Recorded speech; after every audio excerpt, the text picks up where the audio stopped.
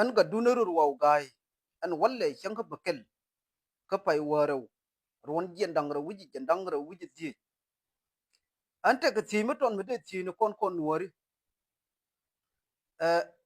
atamme amal mo non ka kon nur wewni mo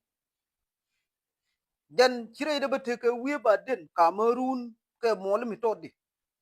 angana ba wula mal mo bippe mo bire de ti liya mo bito sin ko tamme baka kama na tang nitin kon tan tin ka mana tang nitin kon ti hatin yen chap lar ka je ka na wuti ka mal ka kan mut ka bu ka ye kan mene tamme tayib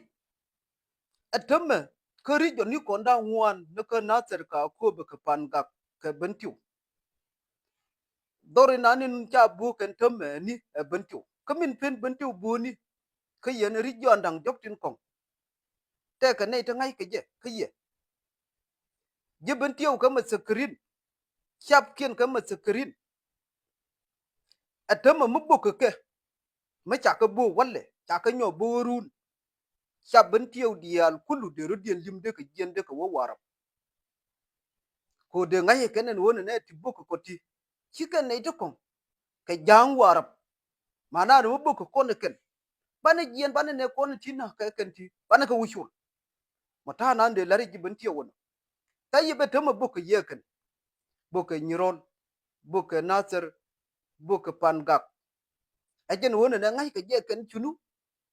tira rambi jeno bi shubur ka ye ji chab lo ku chi ko bi jeno bi ka shubur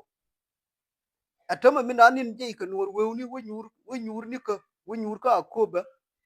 wana wo ku ka ni to ka mal ngai ka je ken lazima ka ku ngai ka je ken no ne ka ku ni ti ni ti jaka yeti ka gad kun to gor ka na masham ka ken ka gad kun ti yidier ko ne na ka ye atama shaka wo mu yau ya ka jona na wi alarje ato ka mal ka jinu amal mo ba balar shin nuwar mo amal matedi kalisa anaitin konin dab ka nuwari tila nuwar ta laje ta lawana wadda ba kan tele kon ngu mugur mal ti kon mal mugur konne kon tane nyen kro dan te ka nuwar ta nyen kro dien ta mena tanar waye wala nyen do kro dien wala nyen ga wor kro dien wala nyen ji nasir kro dien na tele amal matedi amal ma yani mu bi munyus mu bi liya ma dong mu bi liya ma shet ka liya da ne na kan ye belin ko to me liya ma je liya ma buka ji duel buka ji yani an wan mi rodu ta tin buka ji ki wor year bai bola ki rodu to du bai bola lanar dan to ko nuore ma chan dan bala to bana to liya nur wewni to ta kai ye to kwal wi lam ne to go to biai to nyine atama lan ne me ya wena ne wo kon ne riyo ma sha yes kon ne riyo ma sha kon ja chale mayo